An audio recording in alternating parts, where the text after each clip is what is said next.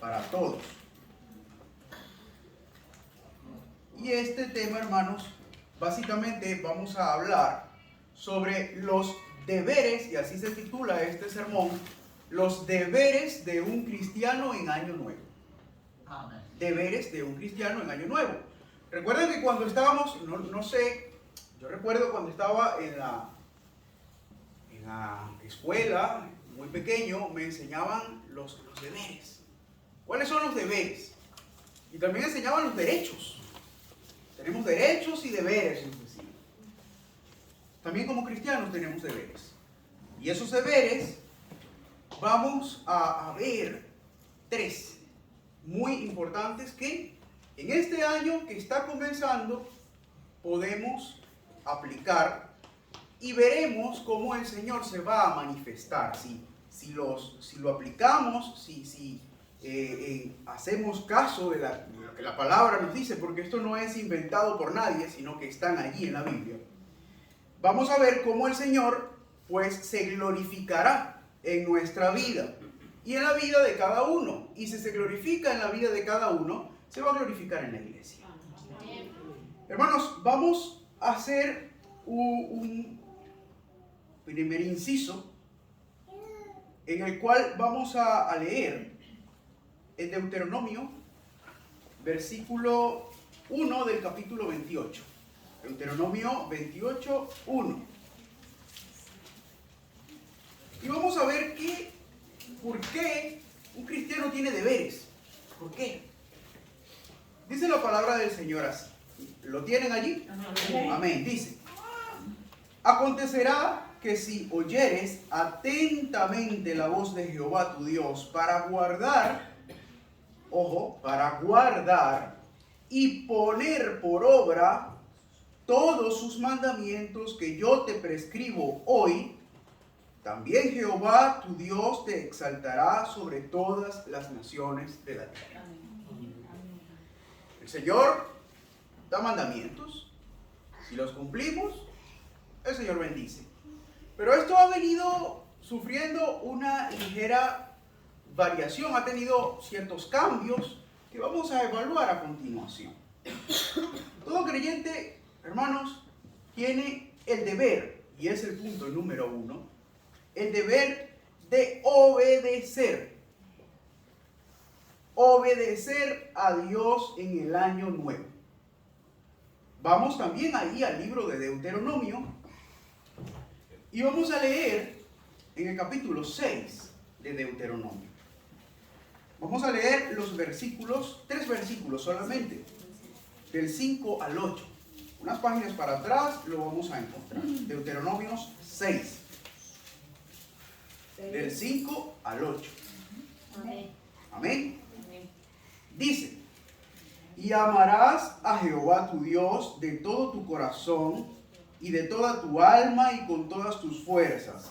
Y estas palabras que yo te mando hoy estarán sobre tu corazón y las repetirás a tus hijos y hablarás de ella estando en tu casa y andando por el camino y al acostarte y cuando te levantes. Y las atarás como una señal en tu mano y estarán como frontales ante tus ojos. Hermanos, en esta porción de la palabra, de la Escritura, vemos lo que representa la Biblia para nosotros. Esta palabra Dios la ha dado. La dio en primer término a los profetas, luego la dio a los discípulos que escribieron los evangelios y a Lucas también, que se coló por allí, ¿no? Se la dio a Pablo cuando organizó la doctrina, escribiendo las 13 cartas.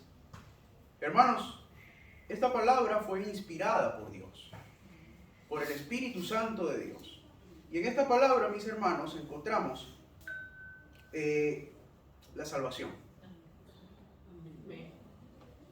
Y esta palabra del Señor, desde un principio, nos invita a que hablemos de ella, que la guardemos en nuestro corazón, que amemos a Dios y que se las enseñemos a nuestros hijos y que la pongamos como una señal en nuestra frente y como si fuese una prenda de oro que lucen algunas personas una esclava le llaman, ¿no?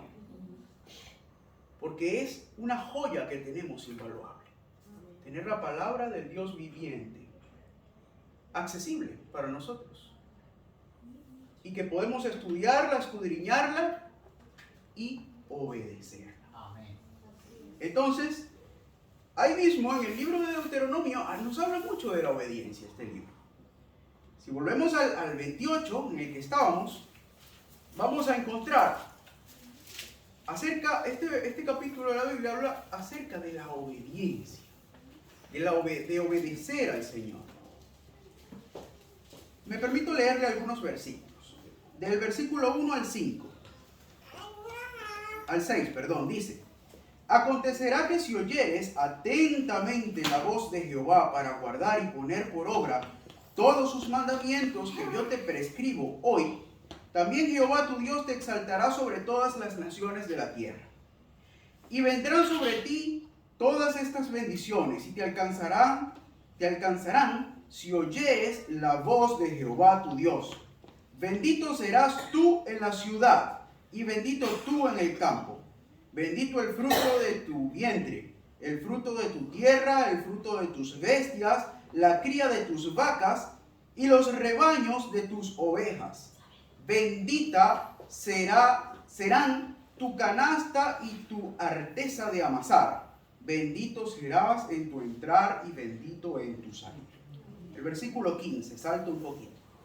Pero acontecerá, síganme por favor, acontecerá que si no oyeres la voz de Jehová para procurar cumplir todos sus mandamientos y sus estatutos que yo te intimo hoy, que vendrán sobre ti todas estas maldiciones y te alcanzarán. Maldito serás tú en la ciudad y maldito en el campo.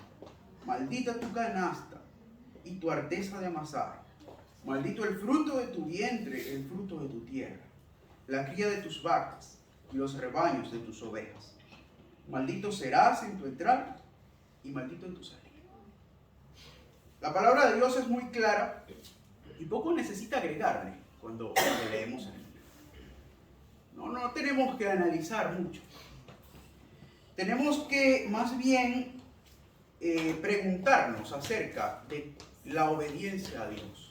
Y debemos esta mañana, de manera incuestionable, grabar lo que acabamos de leer en nuestra mente. Porque el Señor, que es directo y que no tiene medias tintas, el cual en el Antiguo Testamento él no tenía grises, o era blanco o eras negro. Así de sencillo, no había ese matiz, ¿sí? Y, hermanos, en la cruz del Calvario, el Señor consiguió que hubiese un milagro.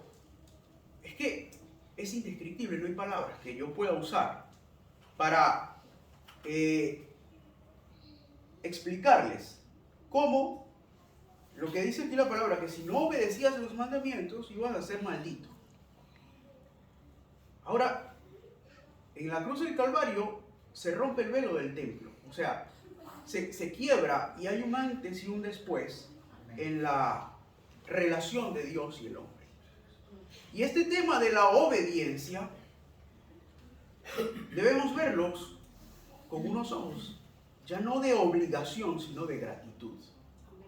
De gratitud a Cristo y a Dios que proveyó a su Hijo Jesús, para que nosotros esta mañana pudiésemos disfrutar del regalo más espectacular que hay: la gracia de Dios, la misericordia de Dios, la caridad de Dios, que hablamos hace unos días atrás. Hermanos, si leemos en Gálatas, vamos a encontrar que Gálatas 2, del 19 al 21, vamos a encontrar allí los frutos que el Espíritu Santo puede provocar en nuestra vida. Y vamos a encontrar cómo, a través de este Espíritu de Dios, que es el que ahora nos ha transformado y nos ha dado nueva vida,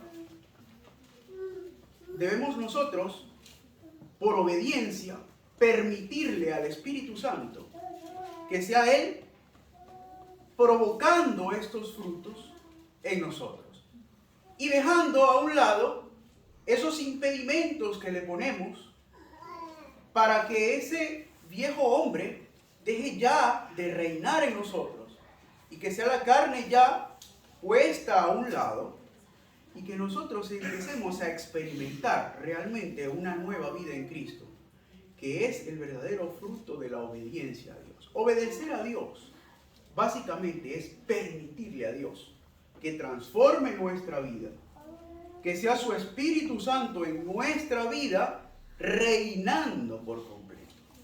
Hermanos, es un proceso un poco complejo, por decirlo de algún modo, de entender. Pero vamos a explicarlo brevemente. Me permito leerles esta cita que les acabo de comentar. Gálatas 2, del 19 al 21. Dice: pues cuando intenté obedecer la ley, oigan bien, cuando intenté obedecer la ley misma me condenó. Así que morí a la ley. Es decir, dejé de intentar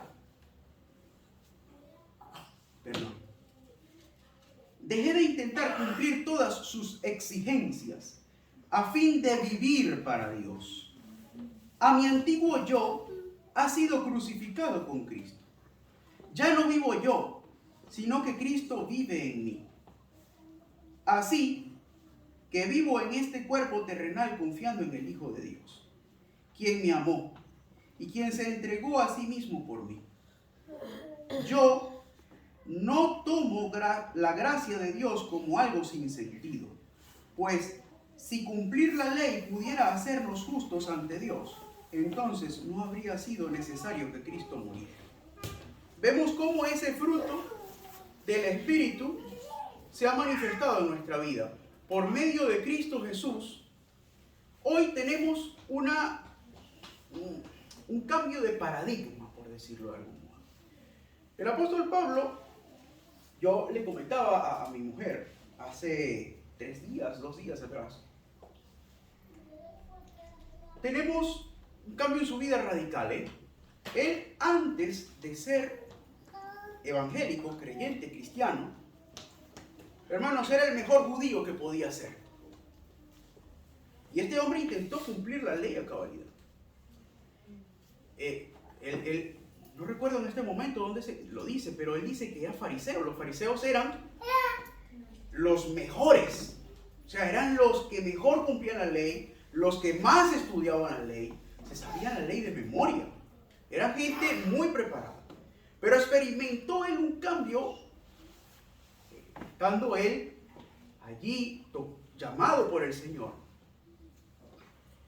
Y experimenta este cambio que él dice y se da cuenta de que si sigue intentándolo por él mismo va a fracasar. Nos lo está diciendo. Intentas humanamente y es imposible para ti. Lo dice aquí. Volvamos a leer. Así que morí a la ley, es decir, dejé de intentar cumplir todas sus exigencias. La parte final del 19 nos lo dice. A fin de vivir para Dios.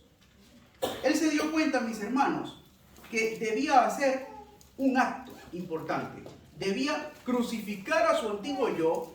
Nos dice ese versículo siguiente, el 20. Crucificar la carne, crucificar su personalidad, crucificar todo lo que ata a los seres humanos al pecado. Él debía ponerlo a un lado y permitir que Cristo fuera el que reinara en su vida, que diera frutos en su vida. Y más adelante vamos a hablar de cuáles son esos frutos que en la vida el apóstol Pablo pudo experimentar. Y él, habiendo experimentado ambos extremos radicales, como les decía, porque una vez al ser llamado por Jesús, fue el mejor cristiano posible. y antes había sido el mejor judío posible. Y él, al haber experimentado ambos extremos opuestos el uno del otro, pudo dar fe y dar testimonio que lo llevó incluso a la muerte, hermanos. Pablo muere decapitado por predicar el Evangelio. Y vemos que es un hombre que realmente permitió que fuera Cristo reinando en su vida. La obediencia es un reflejo del amor que debemos tener por Dios. Es un reflejo que si respetamos el sacrificio de Cristo, permitiremos que Cristo reine en nuestra vida. Si respetamos eso que Cristo hizo, debemos permitirle que Él reine en nuestra vida. Así como dijo Pablo, dejar de intentarlo por nosotros mismos no vale la pena, es imposible. Es imposible. Y si fuera posible, no hubiese sido necesario que Cristo viniera, lo acabamos de leer. Ahora bien, es, hermanos, de vital importancia que el Espíritu Santo, que es ese consolador que Dios ha dejado, nos dirija en cada situación. ¿Cómo podemos hacer esto de dejar reinar a Cristo? ¿Qué es eso? Vamos a explicarlo básicamente. Las personas que van al gimnasio o que han ido alguna vez sabrán acerca de los hábitos, las rutinas. ¿Sí? Tú vas todos los días, hoy voy a trabajar tal parte de mi cuerpo. Y haces ese trabajo, una rutina, un hábito, y tú te mentalizas que todos los lunes haces tal parte de tu cuerpo. Y así sistemáticamente va transformándose tu cuerpo, va creciendo tus músculos, vas experimentando mejores desempeño en tu cotidianidad, en el deporte que puedas estar practicando. La vida cristiana no es muy diferente, ojo. Permitirle al Espíritu Santo que reine en nosotros es permitirle que esa parte que no estaba funcionando bien, antes de yo decir la mentira que estaba acostumbrado a decir, porque para quedar bien, para encajar, para ser más atractivo, para ser más llamativo, permitirme el tiempo de pensar y dejarle al Espíritu que en nuestra mente nos dirija sobre la situación que estamos viviendo en ese momento, y que sea Él tomando el control de nuestra mente y que nos lleve al camino contrario que estábamos acostumbrados a transitar. Es un hábito diario, permitirle al Señor que reine, permitirle que Él sea el que nos dirija en las situaciones. Diariamente hay que subir ese viejo hombre a la cruz, como decía el apóstol. Porque todos los días tenemos errores que corregir. Hermanos, es imposible culminar un día sin que al final de la jornada uno diga, madre mía, he metido la pata aquí, Ese es el Espíritu Santo tratando de trabajar en usted. Si usted ha experimentado eso, usted tiene el Espíritu Santo, mis hermanos. Usted lo tiene.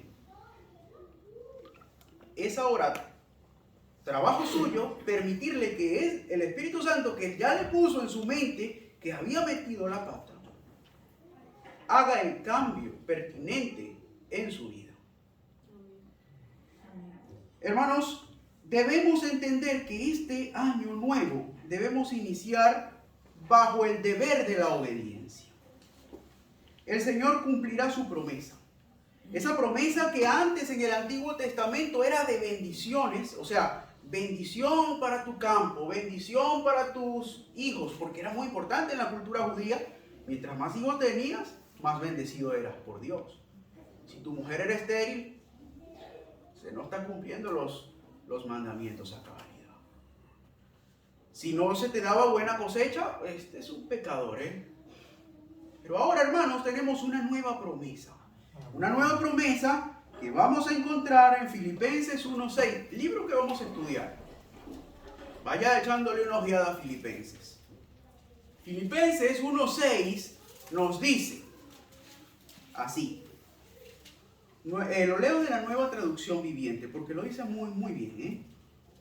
Y estoy seguro de que Dios, quien comenzó la buena obra en ustedes, la continuará hasta que quede completamente terminada el día que Cristo Jesús vuelva. Amén. La nueva promesa es que usted, ese día que Cristo vuelva, va a tener un cuerpo perfecto, una mente perfecta, similar, que solo adore a Dios, que solo ame a Dios, que no tenga espacio para el pecado. Ese es el proceso que usted ha iniciado el día que decidió darle entrada a Cristo en su vida. Y ese proceso se logra a través del Espíritu Santo, todos los días subiendo al viejo hombre a la cruz. La obediencia, hermanos, ya debe, si en algún momento estuvo en nuestra mente, que era obedecer la ley, obedecer los mandamientos, que dejemos de intentarlo por nosotros mismos. Permitamos que sea la nueva vida en Cristo, restaurándonos, modificándonos, hasta que el día que Él venga, seamos similares a Él. Amén. Él cumplirá esa obra, la completará porque lo ha prometido. Y yo creo que mi Jesús, que es Hijo de Dios, no miente. Amén. Hermanos, ahora tenemos un segundo deber. Vamos a ver 3 deberes. Un segundo deber es el deber de cambiar nuestra actitud en Año Nuevo. Nuestra actitud, ¿cómo así? No es que vamos a dar aquí una clase de psicología. Vamos a leer la Biblia. Vamos a leer la Biblia otra vez en Filipenses. Filipenses, el libro va a estar bueno, Prepárense porque vamos a aprender mucho, la verdad. Y vamos a leer versículo 11, 12 y 13 del capítulo 4. Filipenses 4. Dice así. Cuando lo tengan me dicen amén. Amén. Amén. Filipenses 4 del 11 al 13. Dice, no lo digo porque tenga escasez, pues he aprendido a contentarme cualquiera que sea mi situación. Sé vivir humildemente y sé tener abundancia. O sea, sé ser pobre y sé ser rico. O sea, estuve en ambas posiciones, nos está diciendo aquí el apóstol Pablo. En todo y por todo estoy enseñado. Experiencia tengo.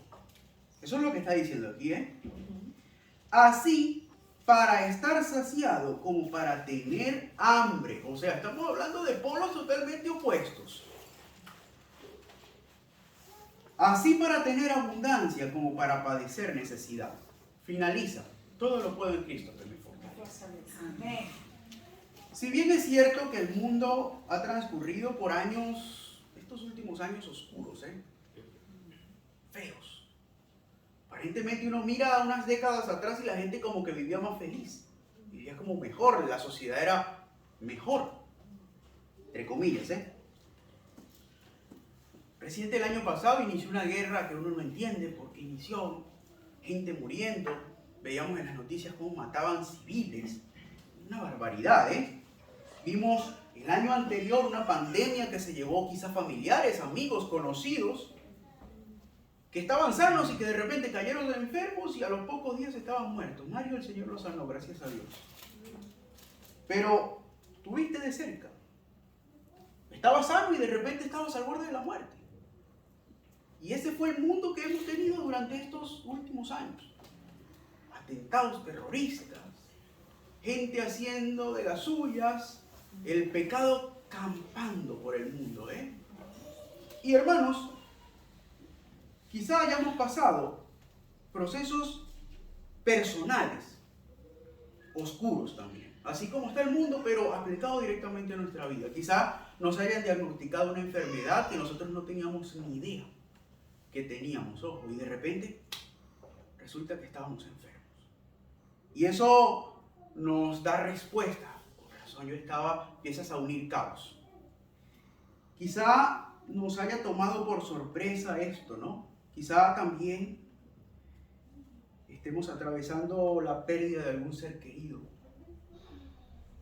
Quizá estemos pasando algún tipo de relación con mi pareja, con mi cónyuge que está rota o que nos acabamos de separar.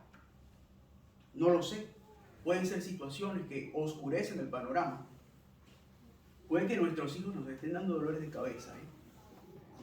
Puede que nuestros hijos hagan que nosotros pensemos, Dios mío, ¿en qué fallé? Como padre. Pero resulta que cada uno tiene libre albedrío, ojo.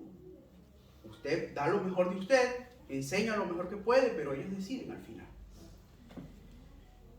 Puede, hermanos, también que nuestra situación económica no esté tan buena, no consigamos trabajo, la hipoteca, tantas cosas. Pero hermanos, el apóstol Pablo se las vio peor, al borde de que fue decapitado por predicar al Señor. Y nosotros quizá nos preguntamos, Señor, pero si yo te sirvo, ¿por qué las paso mal? ¿Acaso tú no prometes que vas a prosperarme? En el mundo tendréis aflicción.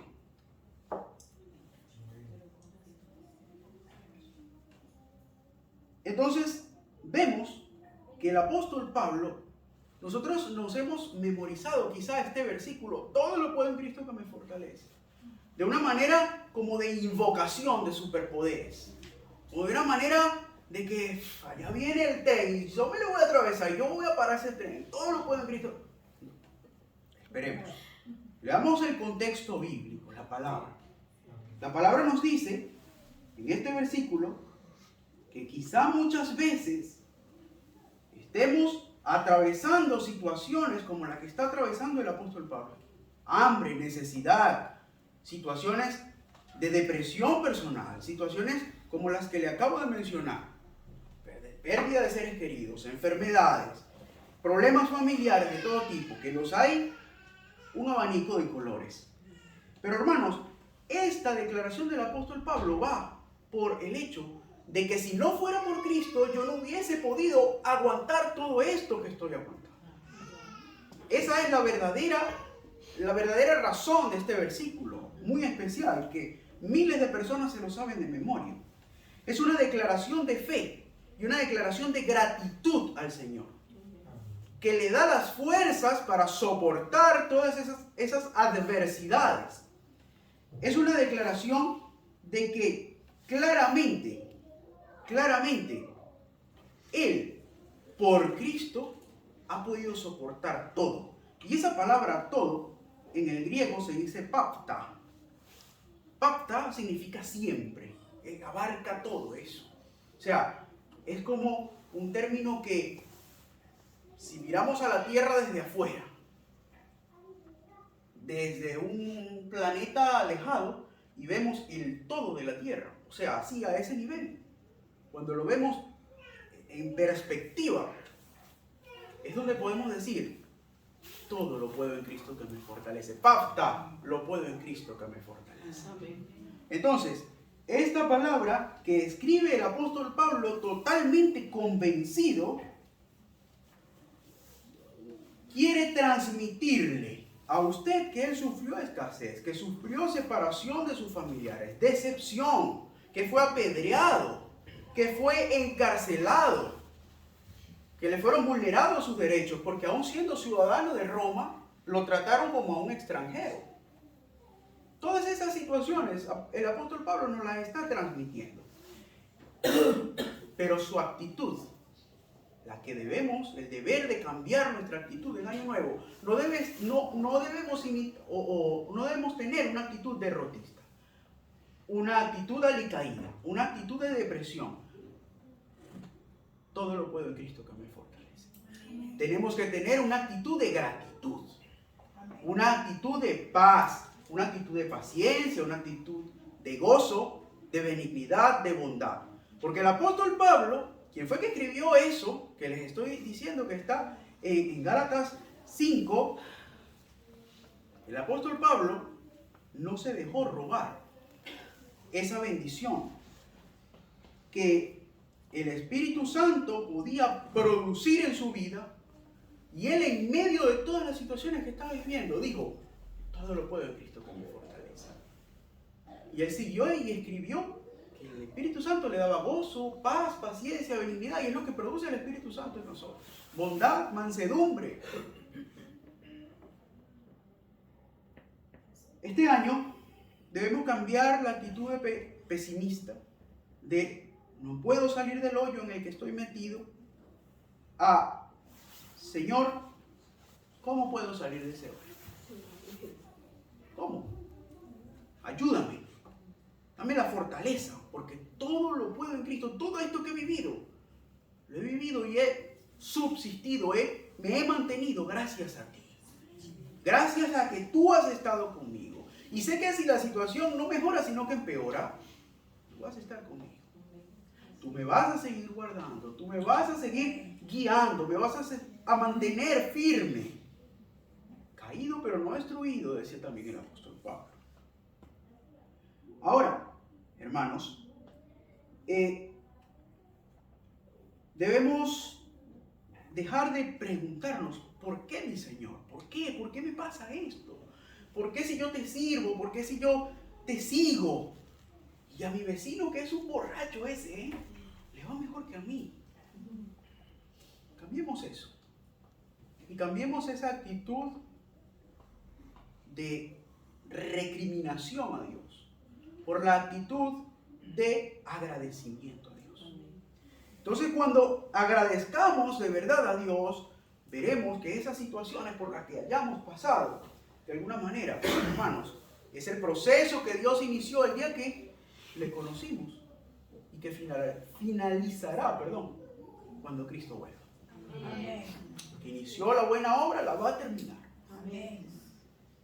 Hermanos, Juan 14:26 dice de la siguiente manera: sin embargo, cuando el Padre envía al abogado, que es el Espíritu Santo, el abogado defensor, como mi representante,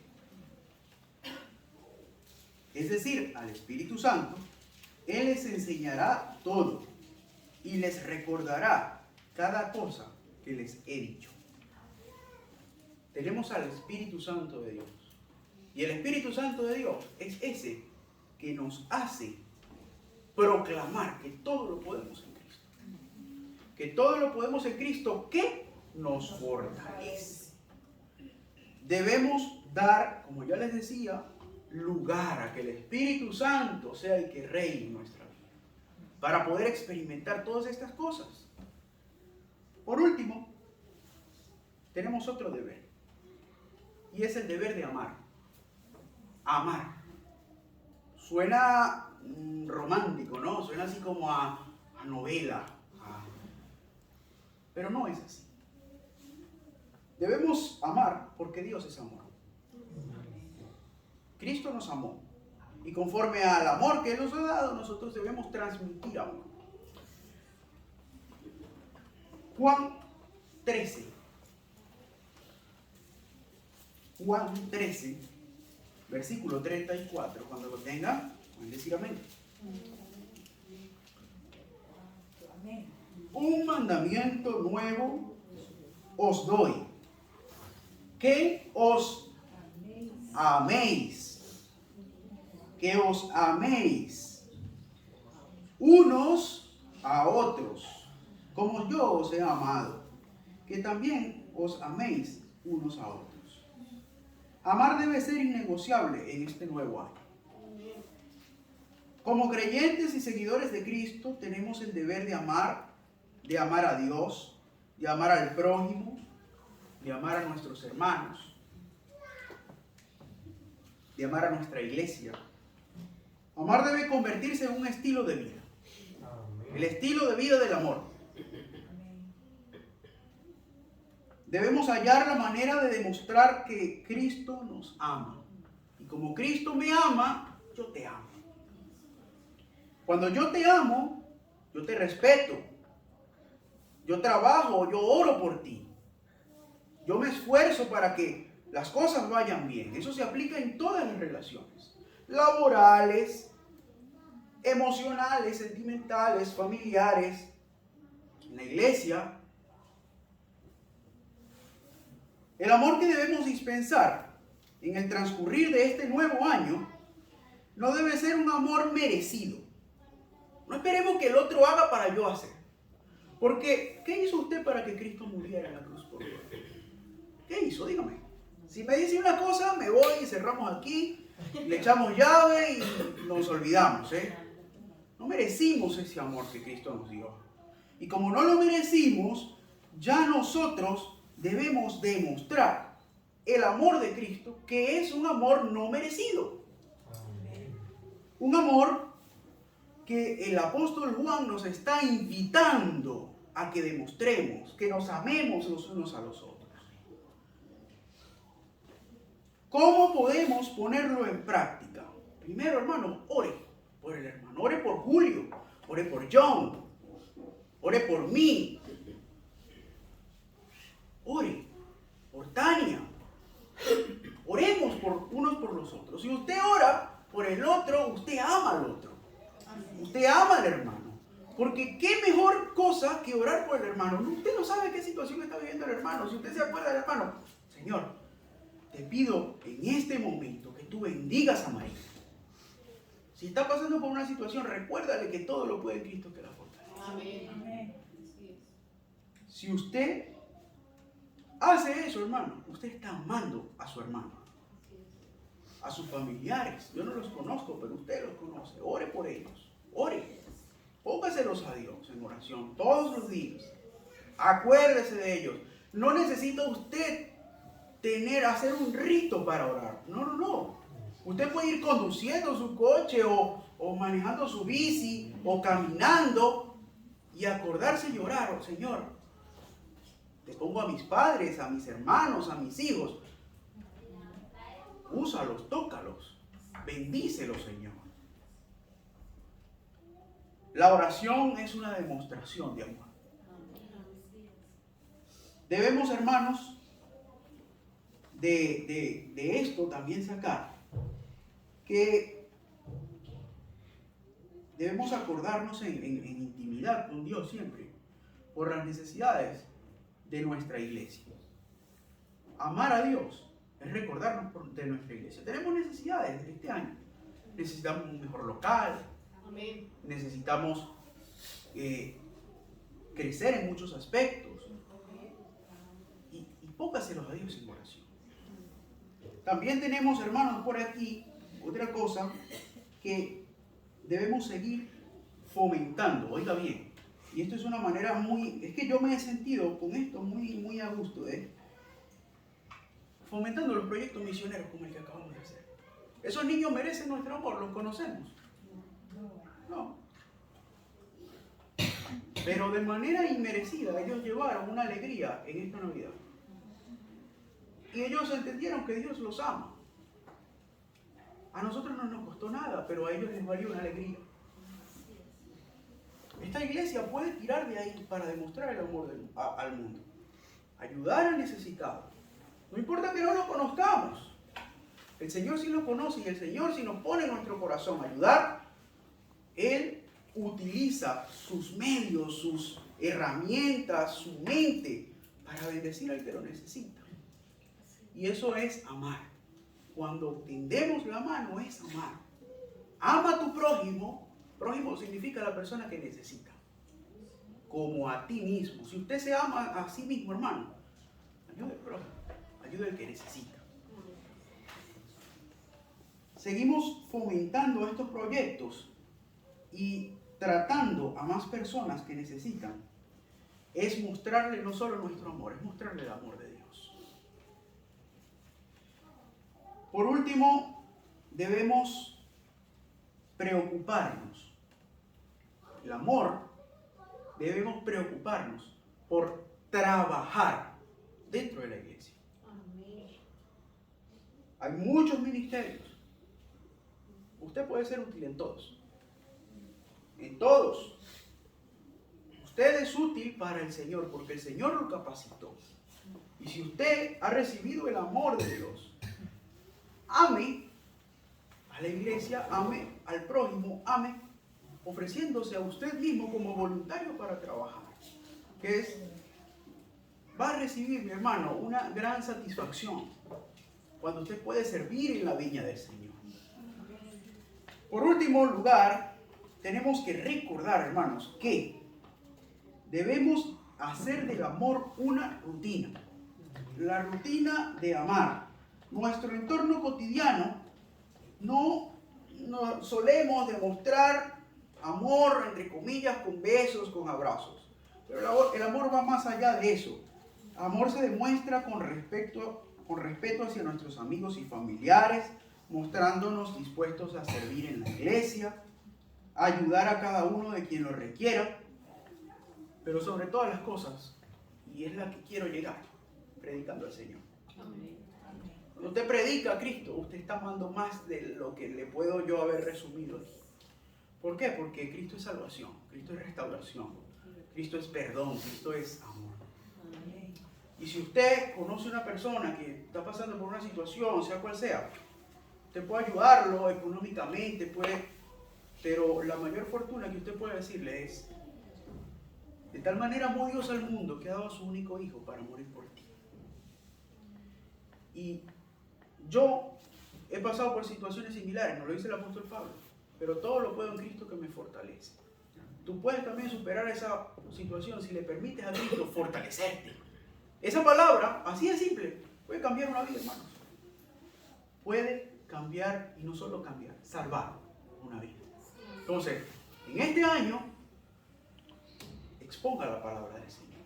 Exponga la palabra del Señor, porque si volvemos al primer punto que hablaba de la obediencia, en Mateo 28 nos dan una orden, ir y hacer discípulos a todas las naciones, bautizándolos en el nombre del Padre, del Hijo y del Espíritu Santo. Obedezca a Dios, predicando la palabra de Cristo.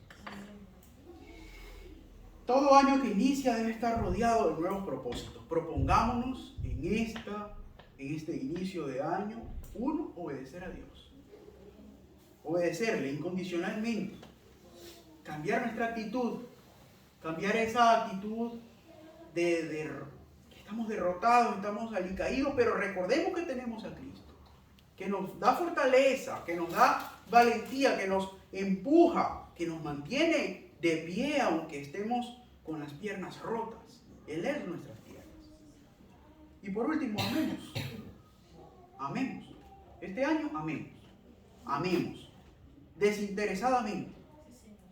Amemos y demostremos ese amor predicando a Cristo, ayudando al prójimo y orando. Orando por nuestra familia, por nuestra iglesia, por nosotros mismos. A veces oramos por los demás y no oramos por nosotros. Hermanos, estos pequeños 3 deberes que tenemos en este nuevo año, podemos empezar a practicarlos. Y vemos que al año que viene, vemos 3 deberes más, quizá aprendemos otros 3. Pero con 3 yo creo que tenemos suficiente tela que cortar, suficiente. Voy a pedirle, Julio, ¿puedes orar? Para finalizar. Y por favor, quiero pedirte, mira, el nieto